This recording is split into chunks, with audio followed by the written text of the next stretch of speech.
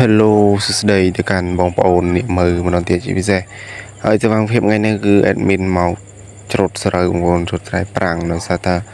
admin ជិះមកដល់ស្រែបាទហ្នឹងហើយជិះតាមផ្លូវគឺម៉ូតូរករាក់មែនទែនបងប្អូនវាឡើងភ្លឺចុះភ្លឺ admin អត់ទៅបានថតអត់ត្រង់សកម្មភាពទៅនឹងដោយសារថា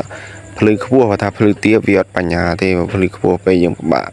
លើកម៉ូតូចុះលើកម៉ូតូឡើងបាទឈឺដៃបងតែគ្នាកាន់កាមេរ៉ាបងអានេះគឺជាស្រូវ admin ណាបងប្អូនគ្នាបាទរឿងកំហុសខ្លះអុយខ្លះបងប្អូនគ្នាបាទ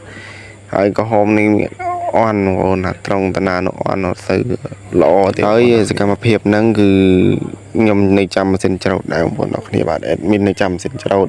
ហើយលើខាងលិចនោះគឺម៉ាស៊ីនគេ2គ្រឿងបងប្អូនគ្នាតែខាងកើតនេះអត់តែមានម៉ាស៊ីនមកទេបងប្អូនគ្នាតែម៉ាស៊ីនមួយយើងឡើងច្រូតស្រូវខាងបងហើយខ្ញុំក៏អត់សក់ក៏ឃើញបលាយូរនៅនឹងភ្លឺក៏ទាញកាបិតមកកាប់បងប្អូនគ្នាដោយសារតែកាប់ហ្នឹងគឺអត់មានបានថតក្នុងសកម្មភាពកាប់ទេដោយសារតែ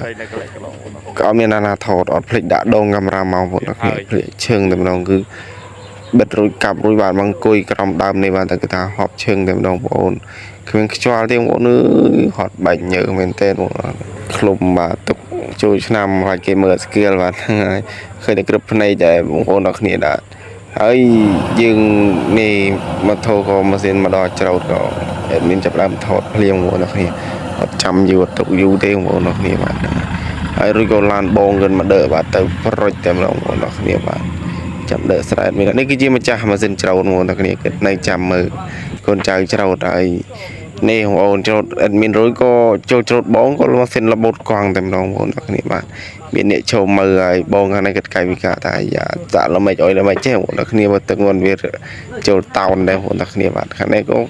ចូលវតានេះស្រូវ admin បាទមានមួយគ្រឿងនោះនៅចាំជោគច្រូតបងប្អូនអរគ្នា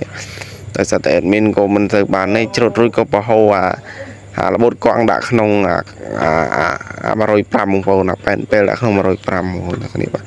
ហើយម៉ាស៊ីនហ្នឹងគឺច្រូតល្អដែរបងប្អូនអត់ទៅរស់គ្រឹបស្រូវទេហើយច្រូតលឿនទេអរគុណបងប្អូន